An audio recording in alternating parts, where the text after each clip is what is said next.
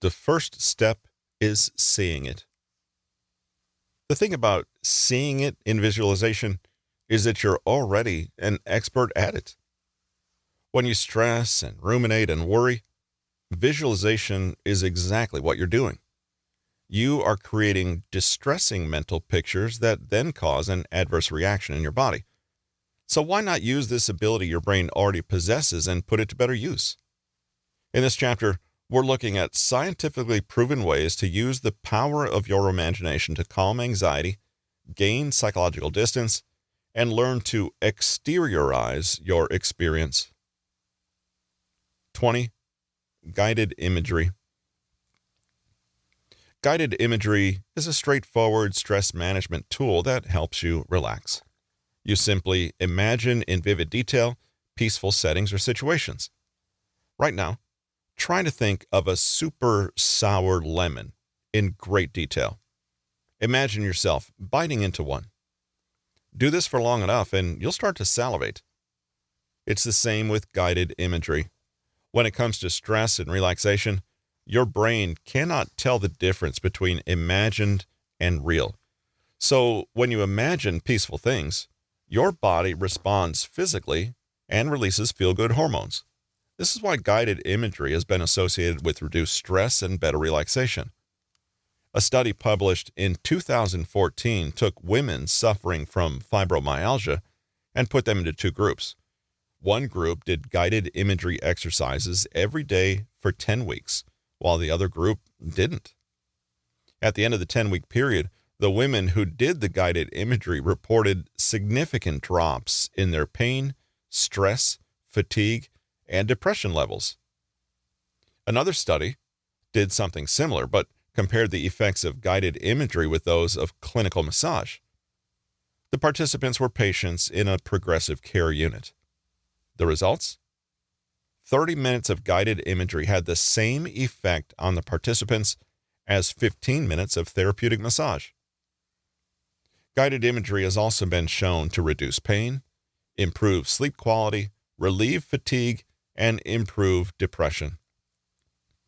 Practicing guided imagery is easy, and there are so many ways to do it. You can try it when you wake up, before you sleep, or as part of a yoga practice or meditation session. You can use an audio recording or app to help you, make your own recording, or be creative and guide yourself. Take a look at YouTube or download one of the countless apps now available. The general process goes as follows. Sit somewhere quiet and get comfortable, close your eyes, and relax your breathing. You can start with any breathing exercise you like or do a little stretching to loosen your muscles.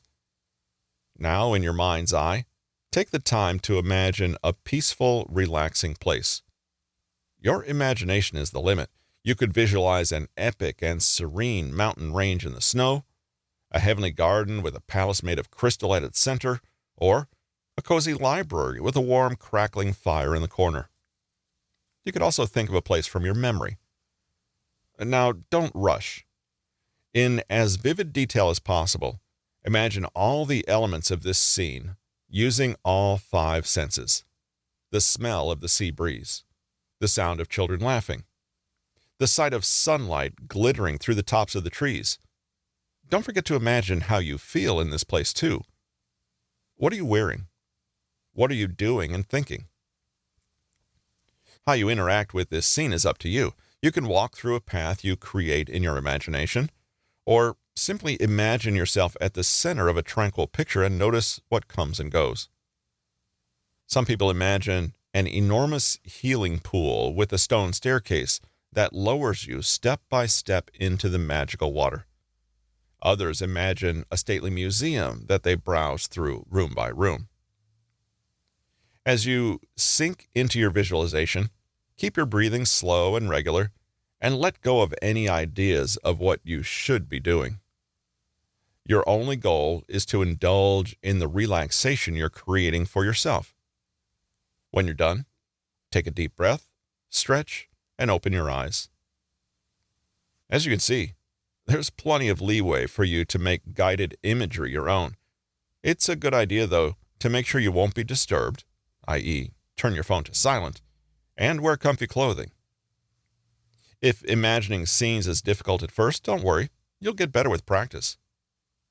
You may find it helpful to first study images and photographs of gorgeous locations. Then close your eyes and imagine you're really there. What else can you see when you explore just outside the frame? You can use audio recordings and prompts at first, but you may find you're able to go deeper once you take your time and create your own mental image. One great thing to do is create a mental sanctuary that you can repeatedly return to. In a way, this place acts like a mental anchor, as we explored earlier. Your body and mind come to associate this place with deep relaxation. Every time you visit, you can add another little detail. Why not combine mantras with your imagery? This way, even if you don't have time to go into full visualization session, you can evoke some of the associated emotions just by reciting your mantra. For example, in a stressful moment during the day, you can close your eyes, take a deep breath, and say, "Cool, wet grass," to remind you of your inner safe space. It's amazing how suggestible the brain can be and how quickly you can change your emotional state. 21. Metaphorize your anxiety. One way to improve your relationship with anxiety is through metaphors. When we use metaphors, we gain psychological distance between us and what's bothering us. We become observers of our feelings rather than slaves to them. Your brain really is an amazing organ, and with a little prompting, you can use it to completely reshape your experience and the relationship you have with your anxiety. In fact, the idea of having a relationship with anxiety is itself a metaphor. It's a metaphor that helps you see anxiety as something that can be understood and collaborated with. Metaphors can help us see new perspectives. Here's a few more useful ones. Clouds in the sky. The Buddhist conception of anxiety, and all sensation and thought, is that they're like clouds moving across the sky. We are the sky, blue, depthless, eternal, but the weather's always changing. It comes, it goes. Anxiety is like this. It comes and it goes. When we explore this metaphor, we start to see anxiety not as a problem to solve, but as something as harmless and fleeting as passing clouds. Do you get angry at clouds? Do you fight against them or twist yourself into a knot figuring out how to solve them? They don't need to be solved. They come and then they go. New perspective. Even if right now you are anxious, it doesn't mean you always will be. You can embrace what is. You don't have to fight with it. Waves in the ocean. Founder of Mindfulness-Based Stress Reduction, MBSR, Jon Kabat-Zinn once said, "You can't stop the waves, but you can learn to surf." New perspective. We can't control anxiety, but we can roll with it. We are able to cope with anything that comes our way. Trains on a platform. You are the station, and thoughts arrive as trains, each one taking you to a different destination.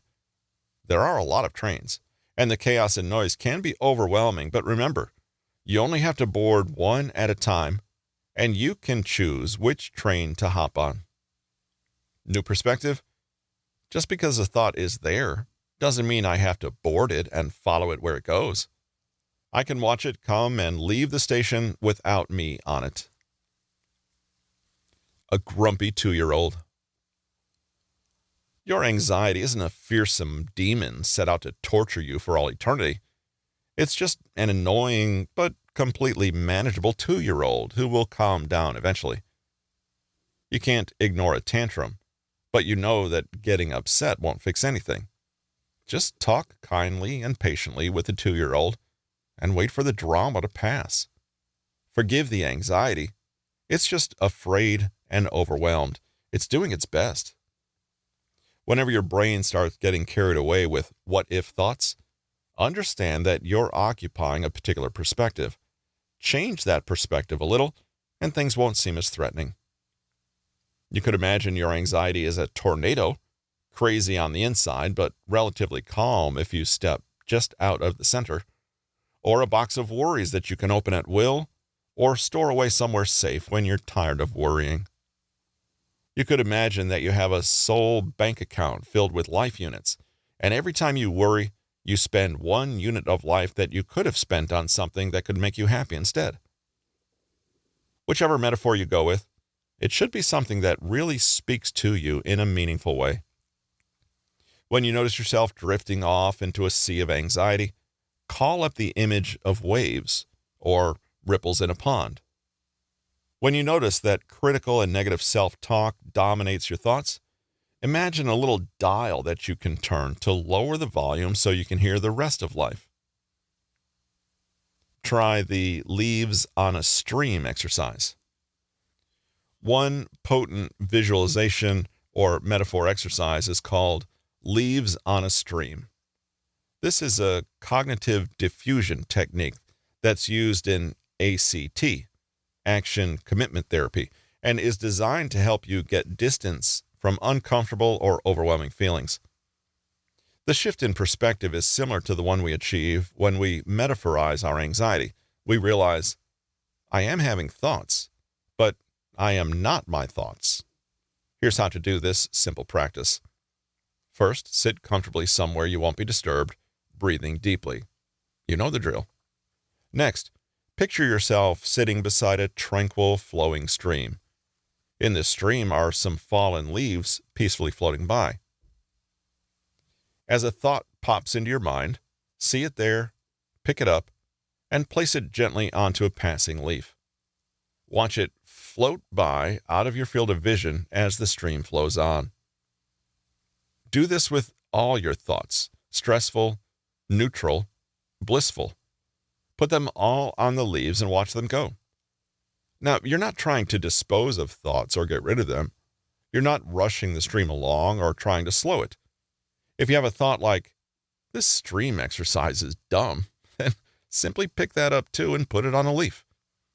If you think, I'm really doing well with this, then, you guessed it, put it on a leaf too. Easy. If your mind wanders and you get sidetracked, it's no big deal.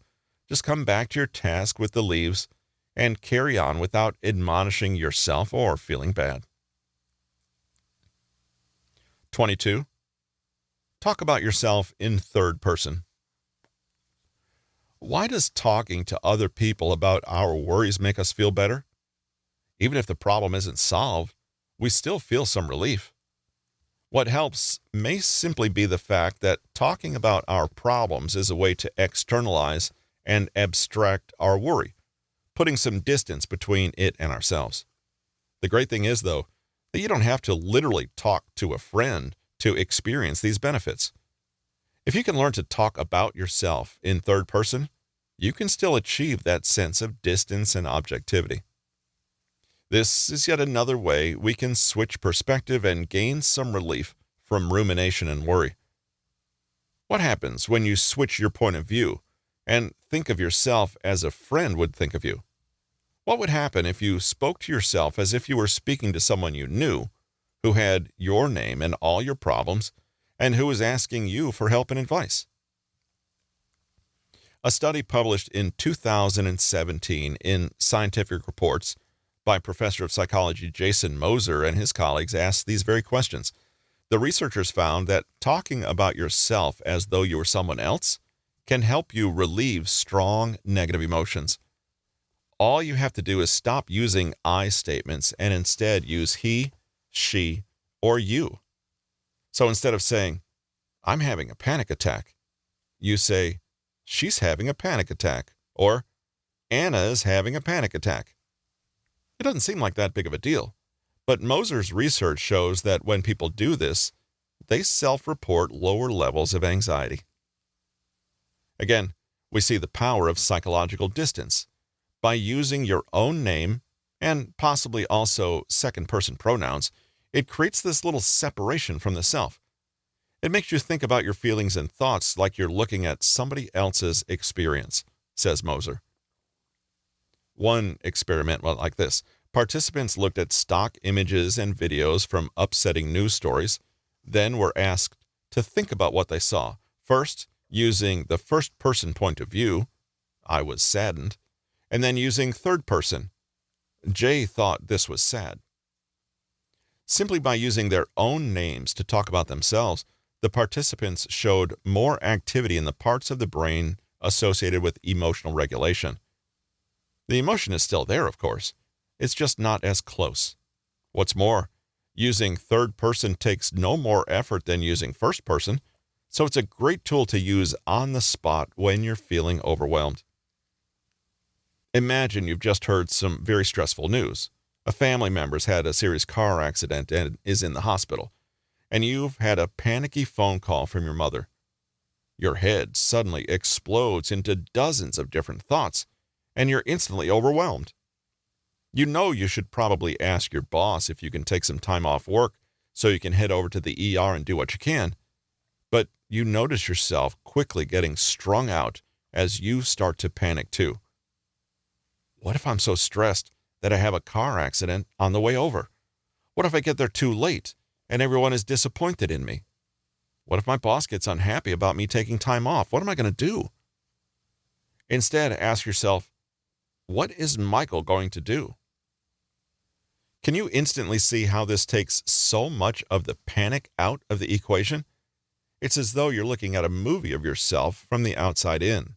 Suddenly, the stakes aren't as high. You can see a solution or a way forward. Psychology professor Ethan Kross, who's also director at the Emotion and Self-Control Lab, conducted a similar experiment. He asked participants to think about upsetting memories from the past, but to do so using third-person language.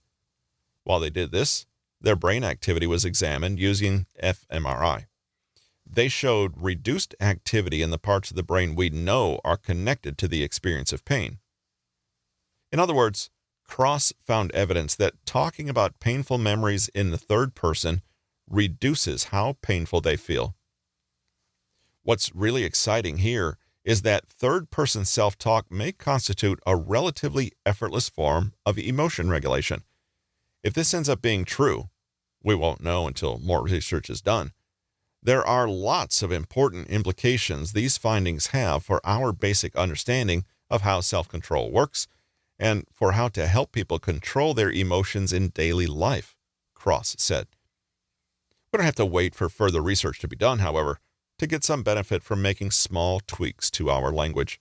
Of course, you don't have to speak like this permanently. Rather, use the third-person trick to diffuse especially stressful moments and take the edge off. You only need to do it long enough to gain some distance. Just momentarily take on a different perspective and see if that releases some of the tension. From there, you can take action or choose to let your worry go. 23. Role-playing. You're probably familiar with role-playing in general, but did you know that role-playing is a useful tool when it comes to managing anxiety? You can use role-play to rehearse and prepare for difficult conversations or situations. When you role-play, you're exploring potential ways of behaving, finding new approaches and perspectives, and accessing new insights, all while staying in control. Role-playing can also be combined with many of the other approaches we've looked at, like naming how you feel, gaining distance by using third-person language, and being more self-aware. How can we use role-play to help with stress and tension? First, identify a situation that's causing some anxiety for you. Let's say you're ruminating over a difficult conversation you need to have with a family member. Now, instead of endlessly turning the problem over in your head and causing stress, try to make the issue concrete. Play out the possible conversation and see what happens.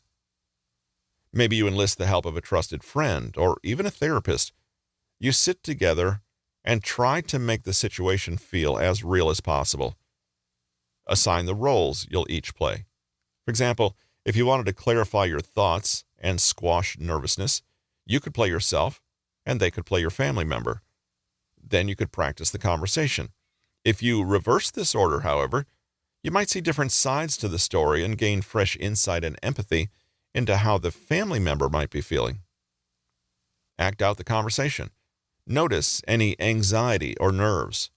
Notice how you feel afterward. Notice if anything changes after you start talking and once the conversation is finished.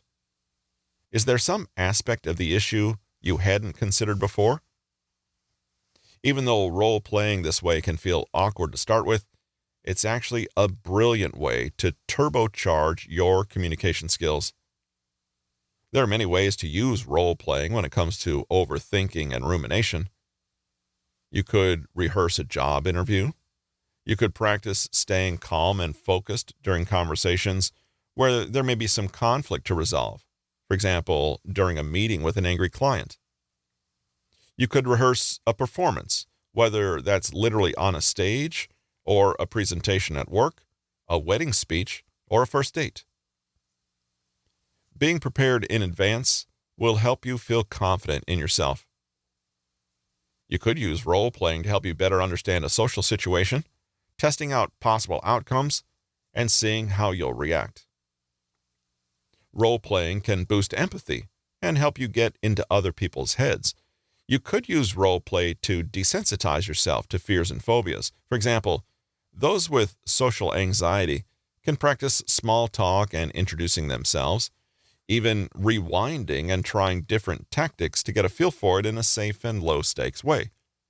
Often, anxiety grows in the face of the unknown, but when you role-play, you're actively grappling with that unknown. You take your fears and worries and put them outside your head where you can work on them productively. You can take the stress-inducing what-if statements and literally try them out. When you're anxious, your brain believes that something is more dangerous and threatening than it is, but with role play, you can prove to yourself that the situation is actually manageable. Scared of monsters under the bed? Well, go with a friend and see for yourself if there's anything there. One way to approach role-playing is to start with the fear or threat. What scares or overwhelms you? Maybe you say germs or busy social situations. Next, think of your current behavior and attitude, then imagine a new behavior or mindset that you'd like to practice. For example, you'd like to be more comfortable and relaxed around meeting new people at parties. Now, think of ways to recreate this threatening situation.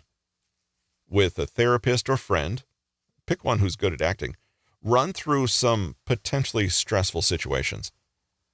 Maybe you most hate those first few moments when you meet someone new and you're struggling to think of what to say. So practice that over and over. Have the other person pretend to be a stranger and meet them, trying out this new behavior you want to learn. Don't worry about making mistakes. In fact, messing things up and seeing that it's not the end of the world is all a part of it. Think of it as teaching yourself that the threat is not a threat after all. Gradually dial up the intensity. Once you're feeling confident in small talk from a cold start, see what it's like to talk to someone who's actively rude or uninterested. You may find that with enough practice, you actually start enjoying yourself. If you can start to see it all as a game, you know that the role-playing is working. Naturally, not every anxiety or worry is going to translate into a role-play exercise. And let's be honest, many of us won't have someone we can practice with, but that doesn't mean you can't still benefit from this approach. Simply try mentally rehearsing a certain situation. Walk your brain step by step through a threatening scenario and practice what you say, what you feel, what you do, and what you think. If you like, you can mix things up too. Try to mentally rehearse the roles of other people in a scenario and see if that perspective shift shines new light on the problem. Or get abstract and role play with your anxiety itself. Imagine it's sitting in a chair in front of you and literally talk to it. Anxiety, what are you trying to achieve here? What are you worried about?